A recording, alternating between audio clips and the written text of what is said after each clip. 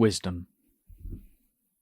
The right and smooth way for one who practices meditation, once the citta has become sufficiently calm to see the way, is to begin by training it to investigate the parts of the body with wisdom, either singly or as many parts, opening up and looking into one's own body. One may start from hair of the head, hair of the body, nails, teeth, skin, flesh, sinews, bones, marrow, spleen, heart, liver, pleura, kidneys, lungs, small intestine, large intestine, fresh food, old food, digested food, etc. These altogether being called the 32 parts of the body. These parts are by normal standards always loathsome and detestable, and there is not one of them which is beautiful and charming, as they are usually thought to be by people in the world. In life, these parts are loathsome and unpleasant, and in death even more so, quite irrespective of whether they are the bodily parts of an animal or human beings, man or woman, for this is the nature of all of them. The world is full of things such as these loathsome parts, and it is hard to find anything more strange. But whoever lives in this world must have such things, must be such things, and must see such things. Anitta, impermanence, is the nature of this body. Dukkha, hardship and pain, is the nature of this body. Anatta, the negation of the desires of all beings, is the nature of this body. Things which do not fulfill any of one's hopes are about and within this body. Delusion with regard to beings and sankharas is delusion with regard to this body. Attachment to beings and sankharas is attachment to this body. Separation from beings and sankharas is separation from this body. The infatuations of love and hate are infatuation with this body. Not wanting death is anxiety about this body, and when dead, the weeping and mourning of relations and friends is because of this body. The distress and suffering from the day of one's birth to the time of one's death is because of this body. All day and night, animals and people run this way and that in swarms, searching for places to live and food because of the nature of this body. The great cause and the great story in this world, which is the wheel that whirls people and animals around without ever letting them open their eyes properly to the nature of their state, and is like a fire burning them all the time, is the story of this body which is the cause of it all. Beings are inundated by the defilements, kilesas, until they are quite unable to extricate themselves from this situation, because of this body. In brief, the whole story of this world is the story of what concerns this body alone. When one examines the body and what is related to it with wisdom in the foregoing way without stopping, so that it becomes clear and evident to the heart, from where can the defilements raise their army to prevent the heart dropping into a state of calm? Wisdom is proclaiming the truth and making the heart listen, and when it is doing this all the time, where can the heart go to oppose the truth that comes from wisdom? From the heart come the defilements, and from the heart comes wisdom. So how could it be that the heart, which is oneself, should not be able to cure one's own defilements by means of wisdom? And when wisdom dwells upon the body in this way, why should one not see clearly within the body?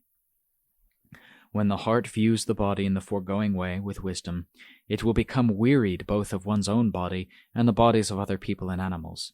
This will reduce one's pleasurable excitement in regard to the body, and will thus withdraw upadana, fixed attachment, to the body, by means of samucceda pahana, cutting off attachment by abandoning it.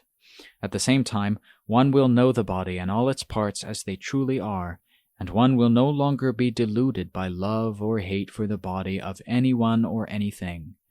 The citta, in using the spyglass of wisdom to go sightseeing in the city of the body, can see one's own body city, and then that of other people and animals quite clearly, until one comes to see in greater detail that all the roads, streets, and alleyways are divided into 3 aspects, which are the te lakkhana, anicca, dukkha, and anatta, and into 4 aspects, which are the 4 elements, dhatu, earth, water, fire, air. And this is so throughout every part of the whole body. Even the lavatory and the kitchen are to be found within this body city. One who is able to see the body clearly in this way may be classed as a lokavidu, one who can see clearly within the city of the body throughout all the three world spheres, delokatatu, by means of yathabhuta jnana dasana, which means seeing in a true way everything within the body and coming to the end of all doubts with regard to the body.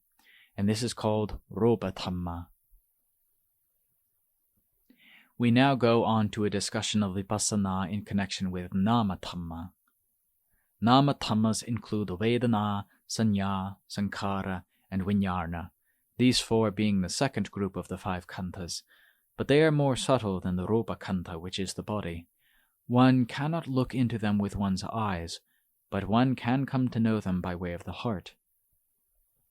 Vedana means those things, feelings, which are experienced by the heart that are sometimes pleasant, sometimes painful, and sometimes neutral. Sanya means remembering, recollecting. For example, remembering names, sounds, objects and things, or verses in the Pali language, etc. Sankhara means thinking or thought constructing, imagination, such as thoughts which are good or evil, or thoughts which are neither good nor evil, or, for example, thought constructing which is based on the past and imagining the future. Vijnana means awareness, sense awareness of forms, sounds, smells, tastes, or things which touch us, and of mental objects, just at that moment when those things come into contact with the eye, ear, nose, tongue, body, or heart, respectively. These four nama dhammas are the activities of the heart. They come from the heart, they may be known in the heart, and if the heart is not careful, they are also the deceivers, maya, of the heart, and so they are also the things which can hide or obscure the truth. Investigation of these four nama dhammas must be done with wisdom, and entirely in terms of the Telakkhana, because into whatever mode they change, these khandhas always have the Telakkhana present within them. But when investigating these four khandhas, one may do so in any one of them, and in any one of the Telakkhana as one's heart truly prefers. Or one may do so generally in all of them together if it prefers it that way, because each of the khandhas and the Telakkhana are aspects of the Dhamma which are linked and related together. Thus, if one investigates only one of the khandhas or Telakkhana, it will lead one to understand and to see deeply and fully into all the other khandhas and Telakkhana, the same as if one investigated them all together at the same time, because all of them have the Aryasatta, the Noble Truths, as their boundary, their territory, and as that which accommodates them. Note: this means that wherever one looks into the Telakkhana and the five khandhas, one finds the four Aryasatta. End note. This is like eating food, all of which goes down into one place, the stomach, and then permeates to all parts of the body, which is the total territory that accommodates it. Therefore, one who practices must set up mindfulness and wisdom so as to get close and intimate with the nama dhamma, which are these four khandhas. All the time these khandhas are changing, for they appear, remain for a time, then die away and cease. And being impermanent, they are also dukkha and anatta. This is how they display and proclaim their true nature, but they never have time to stop and look at it. They never have time to become calm, not even one moment. Internally, externally, everywhere throughout every realm, lokatatu, they proclaim with one voice that they are impermanent, and are thus dukkha and anatta, and that they reject the longings of beings, and this means that none of these things have an owner. They proclaim that they are always independent and free, and that whoever deludedly becomes attached to them only meets with suffering, depression, and sorrow, which fill his thoughts and hearts until in the end his tears of misery are like an ever-flooded river. And it will continue to be thus throughout time while beings remain deluded and entangled. Yet it is easy to point out that the five khandhas are the well of tears of those who are steeped in delusion. Investigating all the khandhas and sabhava dhammas, things in nature, with right wisdom so as to know them clearly, is for the purpose of minimizing one's tears and for diminishing the process of becoming and birth, or for cutting them away from the heart, which is the owner of dukkha, so that one may receive perfect happiness. Sabhava dhammas such as the khandhas are poisonous to one who is still sunk in delusion, But one who truly knows all the khandhas and sabhava dhammas as they are cannot be harmed by them and may still obtain value from them in appropriate ways. It is like a place where thorny bushes grow. They are dangerous to anyone who does not know where they are and who gets entangled in them. But someone who knows all about them can use them to make a fence or a boundary for a building site, thus obtaining value from them in appropriate ways. Therefore, one who practices must act skillfully in relation to the khandhas and sabhava dhammas. All these things, khandhas and sabhava dhammas, arise and die away based on the citta the whole time, and one must follow and know what is happening to them with an all-embracing wisdom that will immediately know what they are up to. One must take this up as an important task to be done in all four postures, without being careless or forgetful.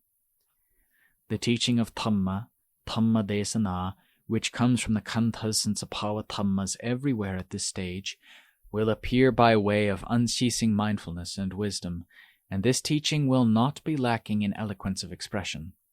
All the time it will proclaim the facts of the Devakarna within one by day and night, and while standing, walking, sitting, or lying down, and this is also the time when one's wisdom should be ripe for listening, as though one were meditating on the Dhamma desanas of the wisest monks.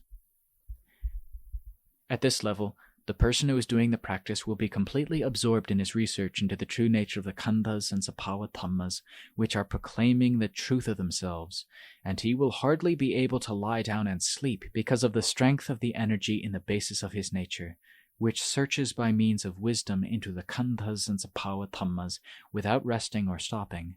These, khandhas and sabhava dhammas, being the same as the basis of his nature.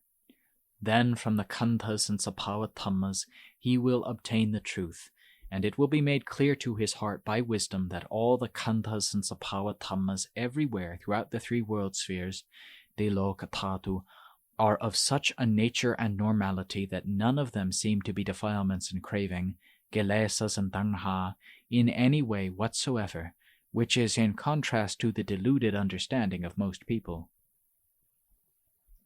The following simile may help to explain this. Supposing some things are stolen by a thief, those things become tainted by association with the thief. But once the authorities have carefully investigated the case until they have sufficient witnesses and evidence and are satisfied, the stolen goods which have been recovered can be returned to their original owner or kept in a safe place so that no blame shall be attached to them. The authorities are then no longer concerned with the stolen goods, but only with the punishment of the thief. They must then obtain evidence against the thief and arrest him and bring him to trial in accordance with the law. When the truth of his guilt is established by reliable witnesses and evidence, the blame is put on the accused in accordance with the law, and any others who were not to blame would be allowed to go free, as they were before the incident. The behavior of the citta with ignorance, avidya, and all the sabhava dhammas are similar to this, for the khandhas and sabhava dhammas throughout all the three world spheres, Deloka, are not at fault and are entirely free from any defilements or evil ways, but they are associated with them because of the citta, which is entirely under the power of avidya, does not itself know the answer to the question, who is avidya? Avidya and the citta are blended together as one, and it is the citta which is completely deluded that goes about forming loves and hates which it buries in the elements, dhatu and khandhas, that is, in forms, sounds, smells, tastes, and bodily feeling, and in the eye, ear, nose, tongue, body, and heart. It also buries love and hate in rupa, vedana, sanya, sankhara, and vijnana throughout the whole universe, Deloka. It is the things of nature which are seized, and it is love and hate which come from the whole of this deluded heart that grasp and seize them. Because of the power of seizing and grasping, which are the causes, this avidya heart wanders through birth, old age, sickness, and death, going round and round in this way through each and every life, regardless of whether it is higher or lower, good or evil, through all the three realms of becoming. Bhava. The different kinds of birth that beings may take in these realms of becoming are countless. Yet the citta with avidya is able to grasp at birth in any of these realms, in accordance with the supporting conditions of this citta, and depending on how weak or strong, and good or evil they may be. This heart must then go and be born in those circumstances that present a complete environment to which the heart, with these supporting conditions, is related. Thus the citta gradually changes into ways which are false to its true nature, due only to the power of avidya, and it begins to stain and color everything in the universe in a false manner, thus altering the natural state.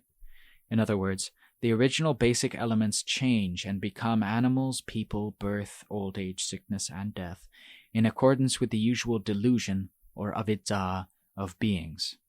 When one understands clearly with wisdom that the 5 khandhas and the sabhava dhammas are not the main story, nor the ones who started the story, but are only involved in the story because avidya is the one who wields the authority and power, compelling all sabhava dhammas to be of this nature, then wisdom searches for the source of it all, which is the citta that knows, which is the well out of which all the stories of all things arise endlessly in all situations. And wisdom has no confidence in this knowledge. When mindfulness and wisdom have been developed by training for a long time until they are fully proficient, they will be able to surround and to penetrate straight through to the great center. In other words, the one who knows, i.e., the citta that knows, who is full of avidya, does not hesitate to fight against wisdom. But when avidya can no longer stand against the diamond sword, which is unshakable mindfulness and wisdom, it falls away from the citta, which has been its supreme throne for aeons. As soon as avidya has been destroyed and has dropped away from the citta due to the superior power of maggaññāna, which is the right weapon for use at this time, the whole of truth which has been suppressed and covered by avidya for countless ages is then disclosed and revealed as the goods which have been stolen, or as the entire complete truth. Note: this passage means that under the influence of avidya, the citta has usurped the khandhas and sabhava dhammas and thinks of them as being its property. When avidya is destroyed, it seems that all these are goods which have been stolen, and are not the property of the citta at all, but are neutral, natural phenomena. End note.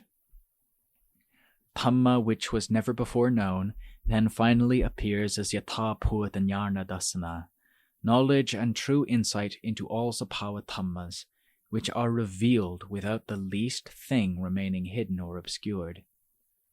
When avidya, the Lord who rules the round of death, has been destroyed by the weapon of paññāñāna, nibbana will be revealed to the one who thus acts truly, knows truly, and sees truly. It cannot be otherwise. All the sabhava dhammas, from the 5 khandhas to the internal and external ayatanas, and up to the whole of the Deloka Dhatu, are the Dhamma which is revealed as it truly is. There is then nothing that can arise as an enemy to one's heart in the future, except for the vicissitudes of the 5 khandhas, which must be looked after until they reach their natural end. So the whole story is that of avidya, which is just false knowing, which goes around molesting and obstructing natural conditions so that they are changed from their true natural state. Just by the cessation of avidya, the world, loka, which means the natural state of things everywhere, becomes normal, and there is nothing left to blame or criticize it. It is as if a famous brigand had been killed by the police, after which the citizens of the town could live happily, and need no longer go about watchfully for fear of the brigand. The heart is then possessed of yathabhuta jnana dasana, which means that it knows, sees, and follows the truth of all the sabhava dhammas, and this knowledge is balanced and no longer inclines to one-sided views or opinions. From the day that avidya is dispersed from the heart, it will be entirely free in its thinking, meditating, knowing, and seeing into the sabhava dhammas which are associated with the heart. The eye, ear, nose, etc., and form, sound, smell, etc., then become free in their own natural sphere, respectively, without being oppressed and forced, nor promoted and encouraged by the heart as usually happens, because the heart is now in a state of Dhamma and impartiality, for it is impartial towards everything, so that it will no longer have any enemies or foes. This means that the citta and all sabhava dhammas in the universe, Dilokatatu, are mutually in a state of complete peace and calm by virtue of the perfect truth. The work of the citta and of insight, vipassana, into the nama dhammas which are associated with the citta ends at this point. I want to beg the pardon of all of you who practice for the purpose of getting rid of the defilements using the Dhamma of the Lord Buddha, who find this exposition different from those that you have been used to. But one should see that the Dhamma in all the old Buddhist texts also points directly at the defilements and the Dhamma which are within oneself, for one must not think that the defilements and Dhamma are hidden elsewhere, external, apart from oneself. One who has Opanayika Dhamma, Dhamma which leads inward, firmly in his heart will be able to free himself, because the Sasana Dhamma, Buddhist Dhamma, teaches those who listen to it to make it Opanayika, in other words, to bring the Dhamma into oneself. And please do not think that the Dhamma teaching of the Buddha is a thing of the past or future, and that it concerns only those who are dead and those who are yet to be born. One should realize that the Lord Buddha did not teach people who were already dead, nor those who were still to be born. He taught people who lived at that time, and who were still alive in the same way as all of us are still alive, for it is the nature of Buddhism to exist in the present, and to be always a thing of today. May you all be happy without exception, and may blessings come to all of you who read or hear this. Thank you. Ajaan Mahā Boowa.